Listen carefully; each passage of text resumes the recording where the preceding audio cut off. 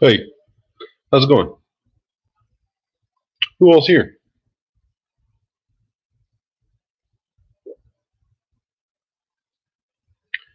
So, um,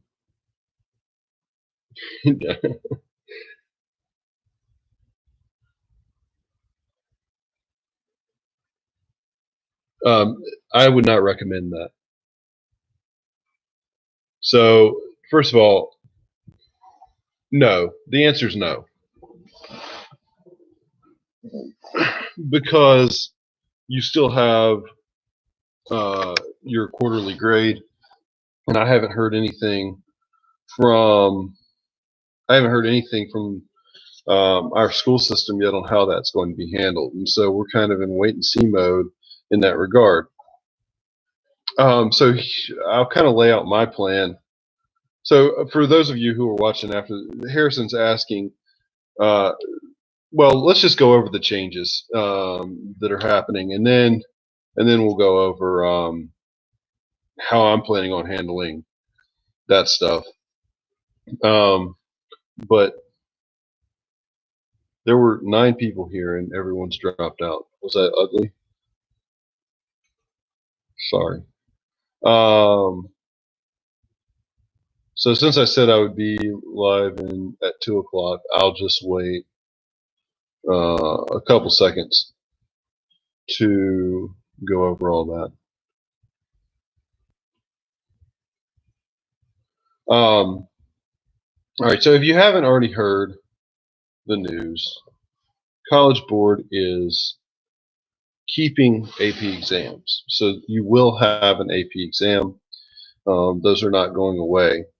However, the way they're conducted is radically changing so much that we don't actually know 100% what it's going to look like.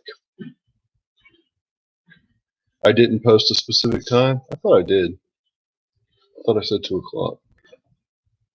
Um, I will just tell everyone I'm live right now. Let me do that.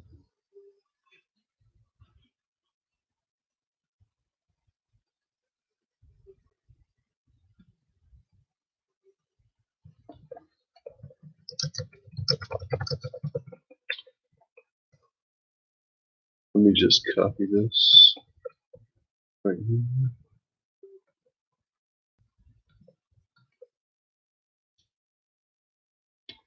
Nope, that's not what I want.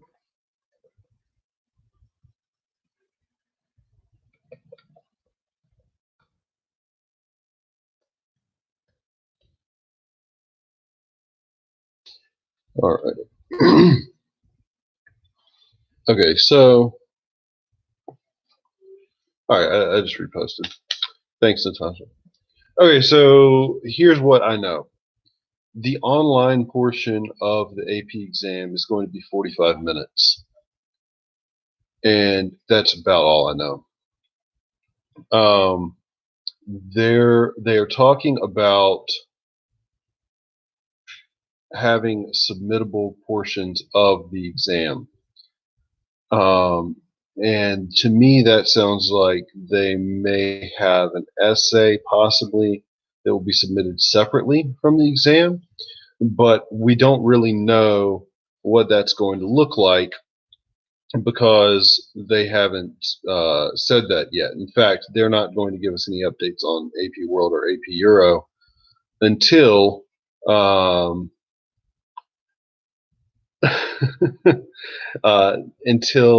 April the 3rd. So I won't really have any answers there until April the 3rd.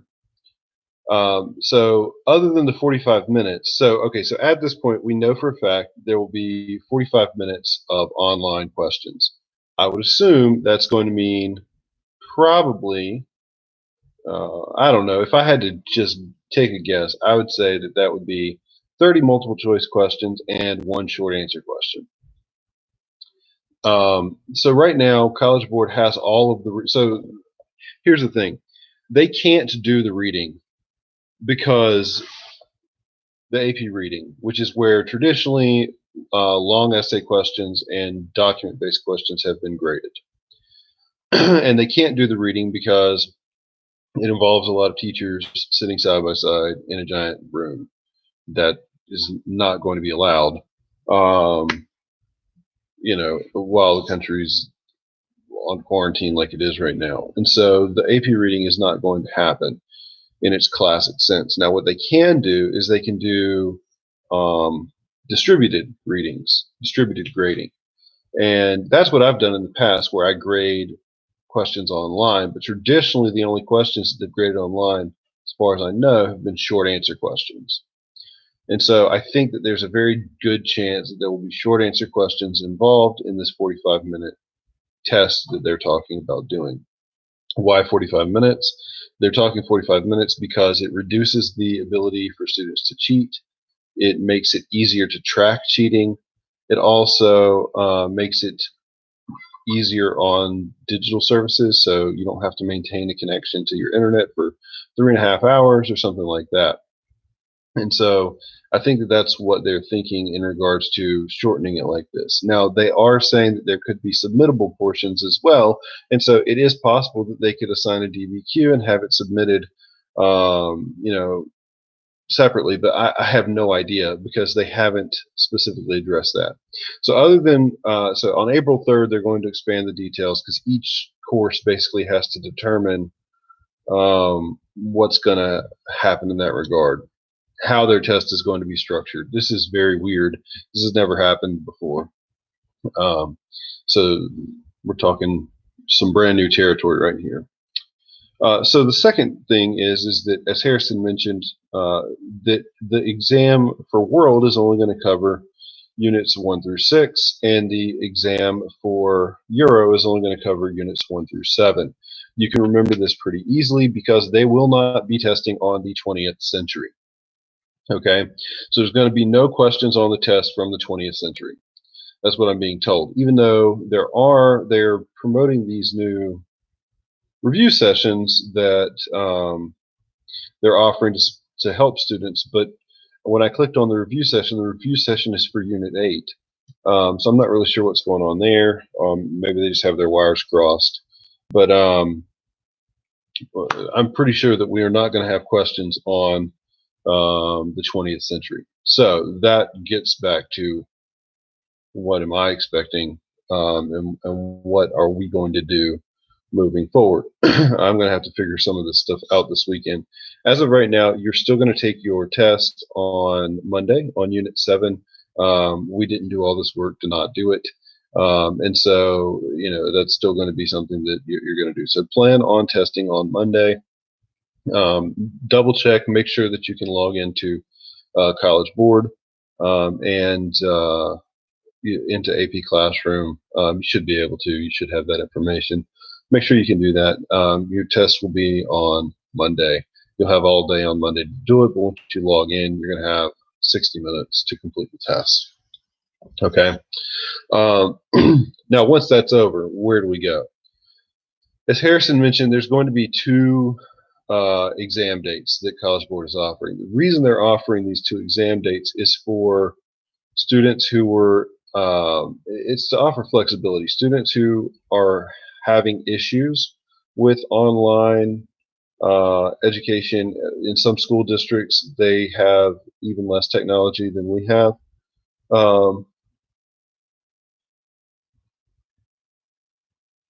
But why are we going, what? But why are we doing what we're doing right now if we aren't going to have it on the, because we've already done it. And it's not about, I don't care about what's on the AP exam. This is a world history class and it's part of world history. Does that make sense?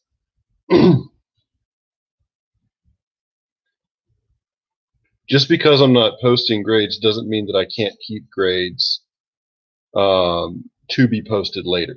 Does that make sense? And so that's how we're going to move forward with this. This is still important stuff.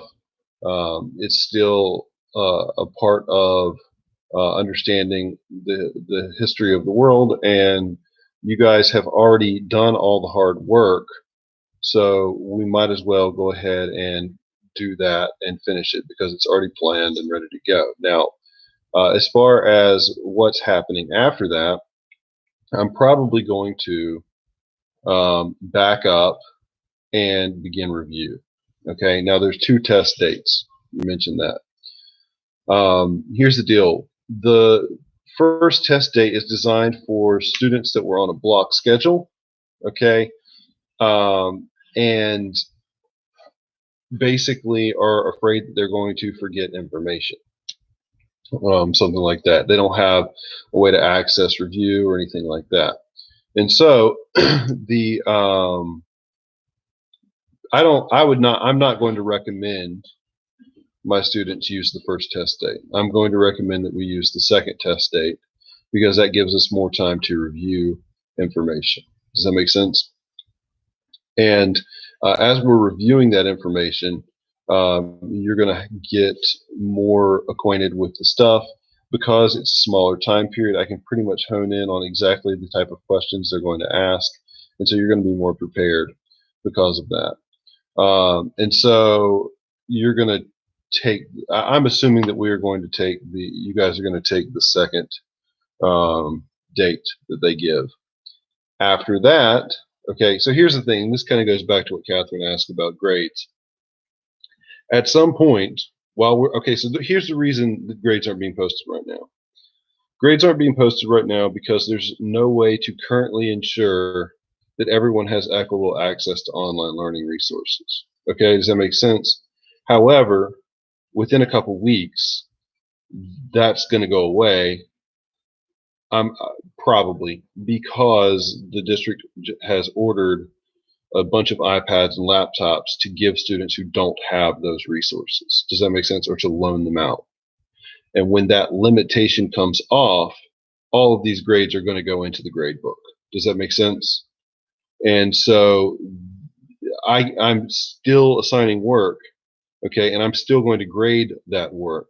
I'm just not putting it in the grade book currently. But there's going to be a date where they're going to say, okay, you can put all those grades in, and that's when I'm going to put those grades in. Does that make sense? And so we're not, just because we're not posting grades right now doesn't mean that we're not doing school. All right. And it doesn't mean that you're still in this class.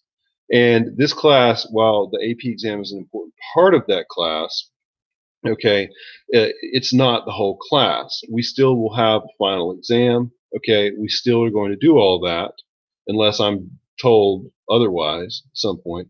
Yeah, I have.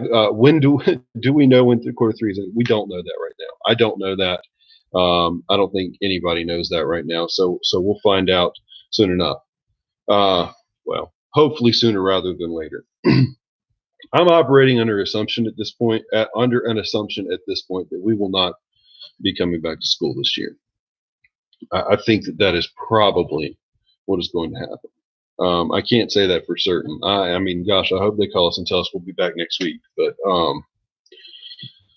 yeah, I don't think that that's going to happen. So as far as how your grade is going to be done. So traditionally, after the AP exam, my students have done a project, and that project has been their final exam grade. All right. Instead, this year, what's going to happen after the AP exam is that we're going to continue with the curriculum that I was going to teach. So we're going to cover Unit 7, and we're going to cover, Unit 8, and we're going to cover Unit 9. We're going to knock those out, and your final exam is going to be Unit 8, Unit 9.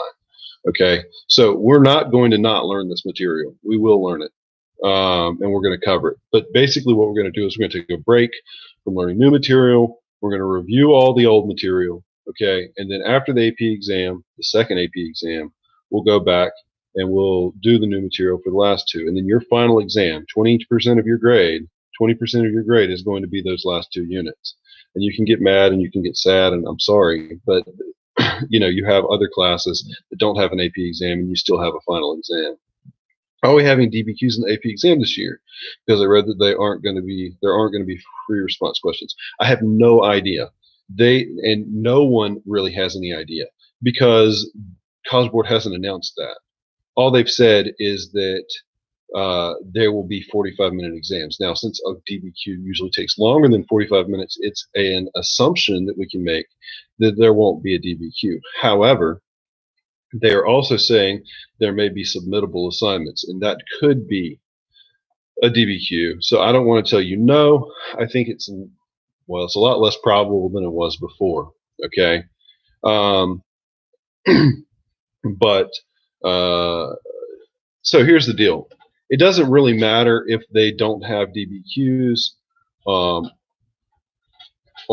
because the multiple choice questions that they ask and the short answer questions, which I do think that they're going to be short answer questions that they ask, are always based off primary source documents. And being able to read and understand primary source documents is the key to doing well on those things.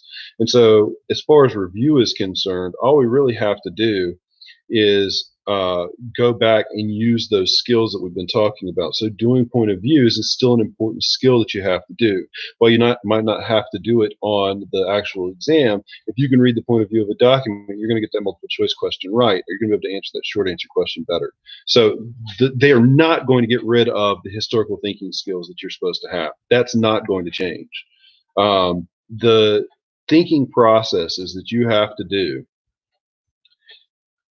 using causation, using continuity and change over time, using um, comparison. You're still going to have to do all those things. You just won't have to do it in an essay form is likely what's going to happen. So I probably am not going to spend a ton of time on, I don't know. I mean, after April 3rd, we'll know, but we'll figure more of that out. But what you can count on is us doing a lot of primary source work because we need to cover primary sources. And then also, I'm going to be doing some short answer question prediction type stuff because I think that we're going to see at least one of those, possibly two.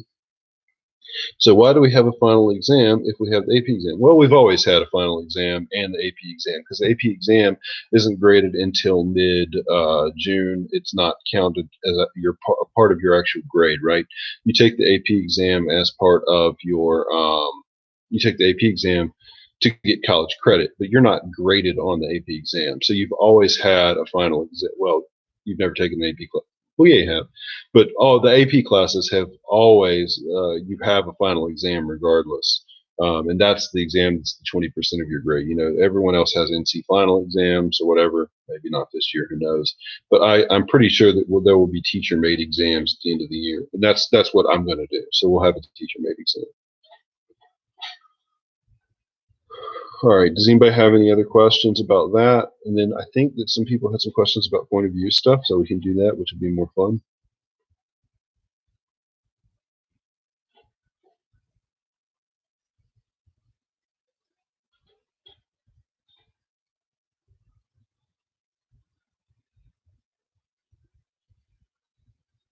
Do we do a final exam? I don't know that yet, Natasha, because I don't know I don't even know when the school year is going to end. I'm hoping that they end it early if it's going to be like this. Would we be able to exempt the final exam since it's teacher made? I don't have an answer to that question right now. What if we don't go back to school? Well, then we'll cross that bridge when we get there. It's a possibility. Are we going to do the teacher-made exam on school? The teacher-made exam, if I do, so yeah, it'll be something along those lines. I will create something. I heard NC was going on lockdown Monday. I don't know what that means. This Monday, last Monday, I don't know. I mean, as far as I can tell, we're already kind of not doing much. So yeah, teacher-made exam will be. Are you talking, Zach? I'm assuming that's you. Are you talking about the Unit 7 exam?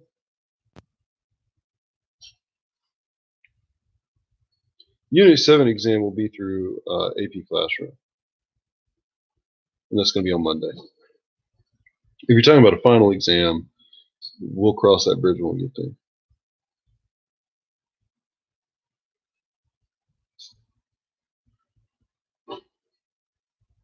Any other questions?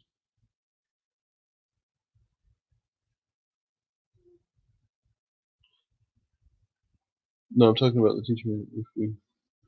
Don't go back to school. Yeah. I'll put it on. Yeah, that'll happen.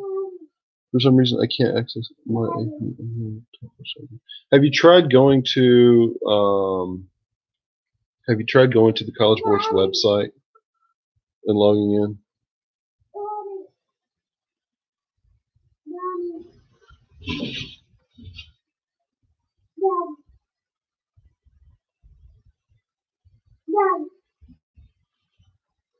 I mean, my best advice is to try a different browser.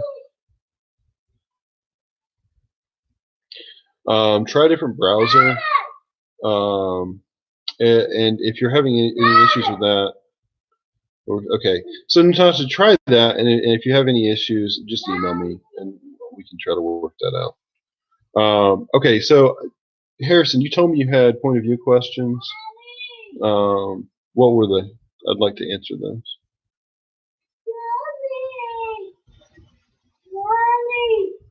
Yeah, you're welcome.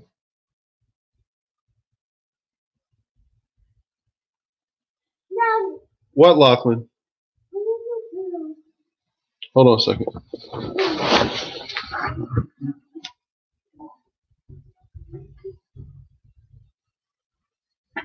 Do you really need to go? Hurry up. I'm doing class right now. Can I come out? No, you can't come out right now. Sorry, guys. Hold on a second. The third point of view. Okay, what do you want me to do? You want me to just go over it?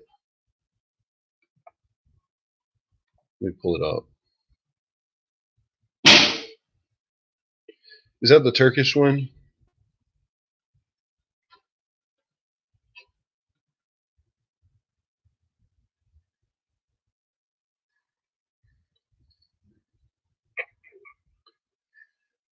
Hold on, I'm looking for it.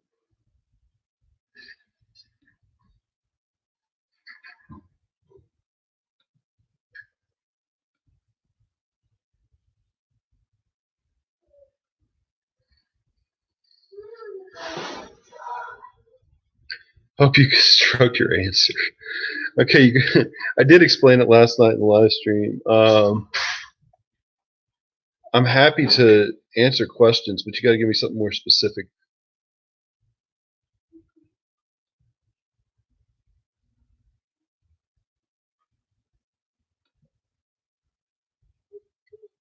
All right, so one of the key things you got to keep in mind about the perspective of Tekin Alp, he's the guy here. He's a father of Turkish nationalism and a supporter of pan-Turkism. Okay, so Turkish nationalism is going to mean that the Turks are trying to create sort of a national identity and view themselves as separate from other groups. Hold on one second. What?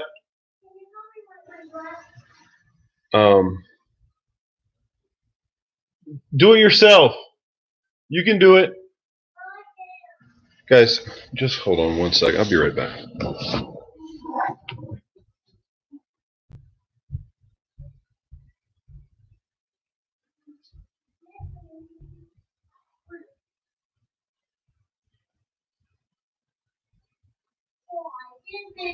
All right.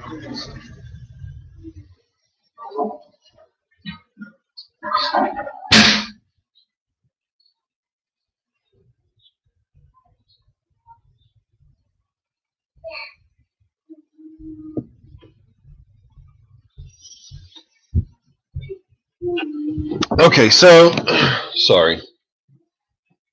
All right, so that's what Turkish nationalism would be, right? This idea that the Turkish people are set apart; they're different from other groups of people, and that they should have, their own country, and then their people should are similar in certain ways. It also says he's a supporter of pan-Turkism. Now, this is an important idea. Pan-anythingism is when the whole group of people of one ethnic group view themselves across national borders. And so, we saw this idea with Simone Bolivar in the Americas, the idea of Pan-Americanism, that Americans have this continuity, this cohesion in being American together, and then they can use that Americanness as a unifying factor against other forces, like, so for instance, the Peninsulares, the Spanish and the Portuguese. Later on, you see the idea of pan-Arabism, which is when the Arab peoples in places like Palestine and Egypt and Arabia, because they're all Arabic, they view themselves as having this commonality. And so even though they live in other countries, they push this idea of pan-Arabism. Okay. Later on, we even get to this, but Pan-Africanism is an idea where there's this idea of Africanness and oneness in African people in Africa, but also in the Americas. So people of Africa who are African American or Caribbean, African Caribbean. Okay, they all support some of this idea of Pan-Africanism, and so Pan-Turkism in this case would mean Turkish peoples both living in the Ottoman Empire, or in Turkey, because this is in 1928, so Turkey is an actual thing, but also Turkish people living in other parts of the world as well. Okay, and so his perspective, his point of view, is to convince people that this nationalist view, this nationalist view of Islam, is not in conflict with Islam. What did I just say? I think what I just said didn't make sense. This nationalist view is not in conflict with the Islamic view, and he's saying that the reform by translating the Quran into Turkish, that's a huge reform that has traditionally been a problem. So he's against the traditionalists in promoting this idea. The nationalists have cut themselves off from the superstitious prejudice that has made and have made three translations. So this idea, superstitious prejudice, he's basically saying that the old heads, the old Islamic guard, they're in the past, and their ideas aren't backed with science. He calls it superstitious. On this issue, the nationalists broke a lance with the Islamics or clerics because it is written in the Quran that Islam knows no nationalities but only believers. So he's using the Quran. He's using the Quran to back up his claim against the Islamic clerics. So this is clever. He's being pretty smart. And basically saying that, it's the Islamics and the clerics that are saying that we shouldn't translate this into another language, but the Quran itself says that we should be one.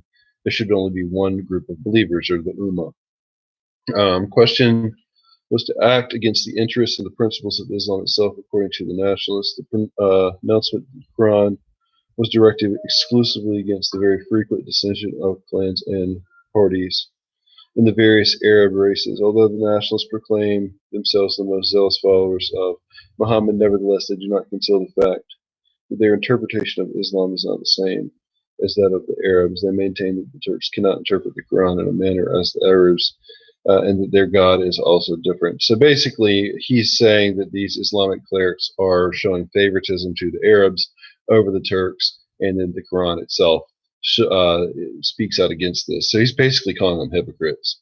Does that make sense?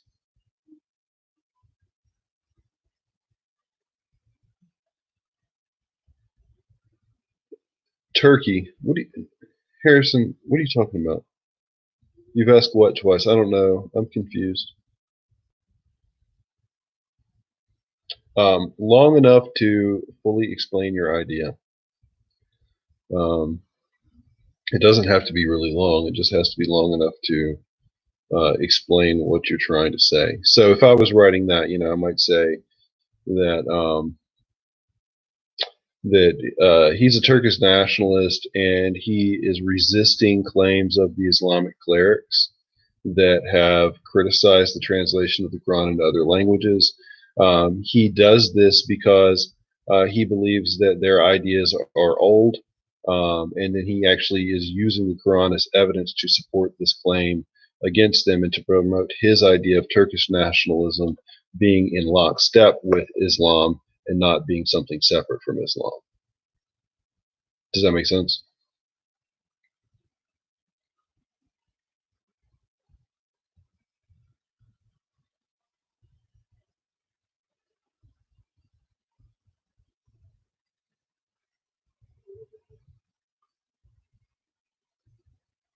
Make sense?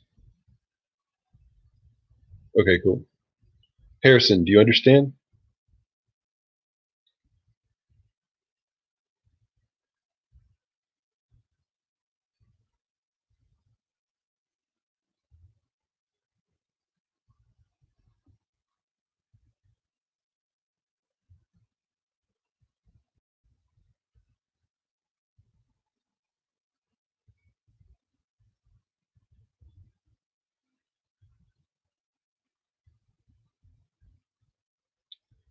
How can I make it clearer? What can I do to help?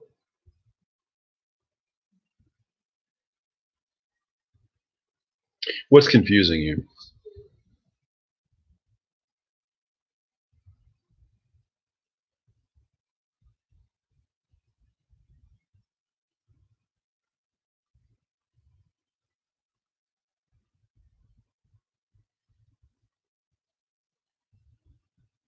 Yeah, basically, you could just think of it as explaining why the author wrote what they did. Absolutely.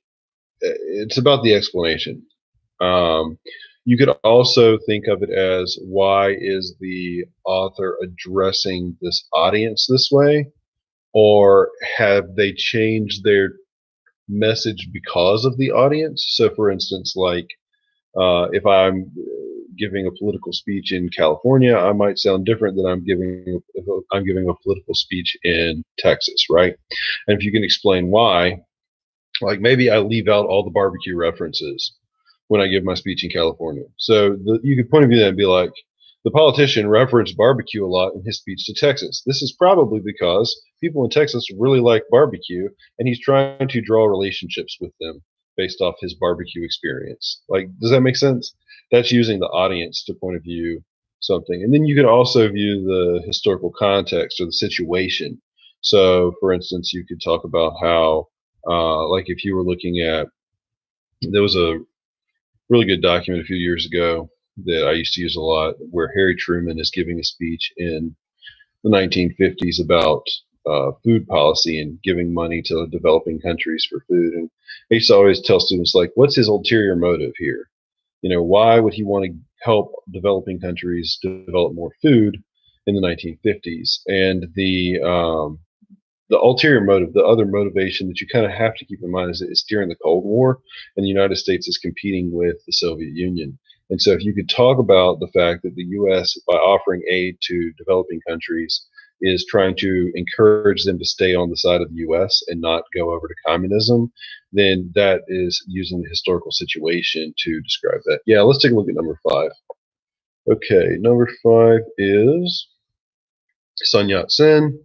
We know that he is the founder of the Guomindang or the Kuomintang, and this is his 3 principles of the people.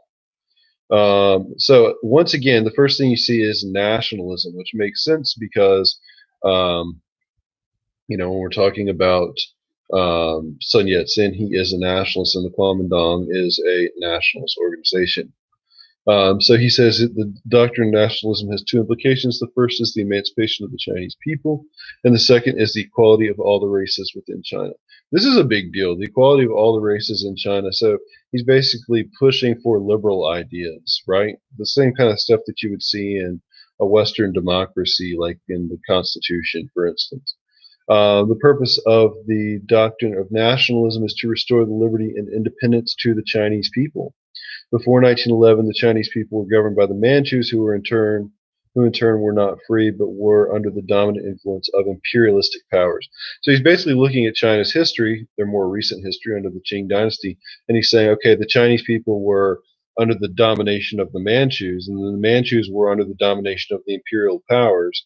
And so the Chinese people have not been free in some time. And so the ultimate goal of the nationalists is power to the people, and specifically power to the Chinese people. So China should be ruled by Chinese people and not by other people. So he's using the historical situation right there to sort of set up the context.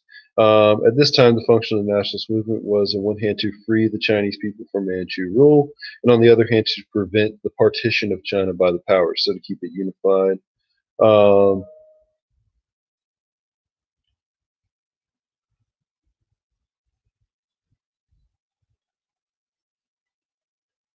so now he's talking about the types of government, like a representative government, and he's saying that sometimes that doesn't work for keeping the will of the people. Um, Rights should be enjoyed by all people and not just the privileged, which of course has been a thing in Chinese history, right, with the Chinese officials having more rights than others.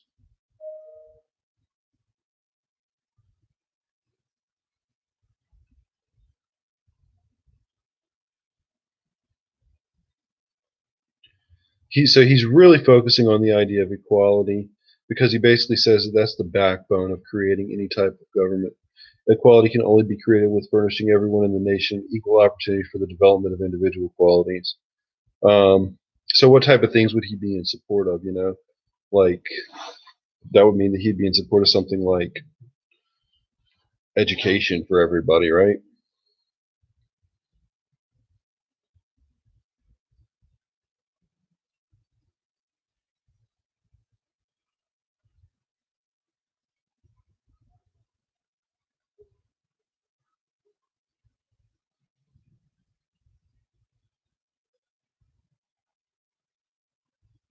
Okay, so I'm just reading the rest of it. So in general, what he's basically focusing on is that this idea of equality, the idea of liberty, is incredibly important to the idea of creating a successful society in China. And so that means that his party's goal is going to be to get rid of any imperialist influences or any influences of elites over others. So basically, traditional Chinese history. And so he's rejecting Chinese traditional history in favor of a new, more equal society where people are viewed as important and not just subjects, but people who should have say in their government. So it's a liberal idea. And if you wanted to take the historical situation into play, you could talk about how he's basically taking some of the liberal ideas from the French Revolution, some of those ideas that were promoted that would have come to China through imperialism. So he's taking some of the ideas from Western powers, and it's very similar to what we're actually seeing in Turkey. Sun Yat-sen's ideas are very similar to the ideas of the guy before that we looked at, the guy from Turkey, where they're promoting a government based off of nationalistic ideas. It's basically just okay, all you got to do is really think of it this way with the nationalists is we're just going to take the ideas of Western civilization, but instead of it being the Westerners in charge, it'll be us in charge. Does that make sense? Because the problem with imperialism wasn't necessarily some of the ideas. Like, I mean, the British government was pretty decent for the British person, especially by 1900, compared to what it had been before. The problem was is that the British didn't treat their colonies equally to the British subjects. And so, when you look at India, when you look at the complaints of Nehru and Gandhi, they're basically saying we should have a government similar to Britain's. We should just have Indians in charge of it, not British people. And that's what Sun Yat-sen's basically saying right here. The Chinese people should be in charge in China. And so that's what nationalism kind of is. Nationalism is this idea that we should rule our own country and we should be in charge. And yeah, that's the idea that we're really seeing. I mean, that idea is being demonstrated in document 5. It's in document 3. Um, a very strong version of it is in document 2, where you basically take it and then add to it. But Yeah, nationalism is an important concept. We have to understand it. All right, any questions? All right, I'm about to sign off unless anyone else has anything.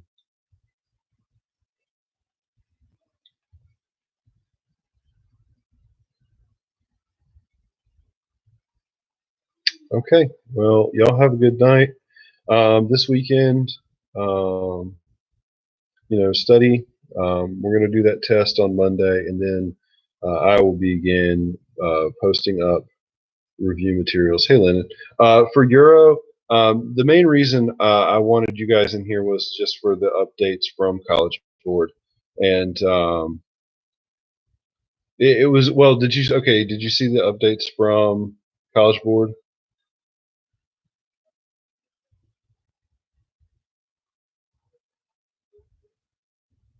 Oh, you're being sarcastic. The biggest thing is just know that your exam is going to be online, and it's going to be 45 minutes long. I'm going to post a video that Tom Ritchie did about some of those updates in the file, and then you guys' test we'll do that on Wednesday, and then we'll kind of go back and review for Euro. And I'm going to have to start doing separate streams for Euro and for World. All right, so any questions? All right, y'all have a good night. Have a good day. Stay safe. Bye bye.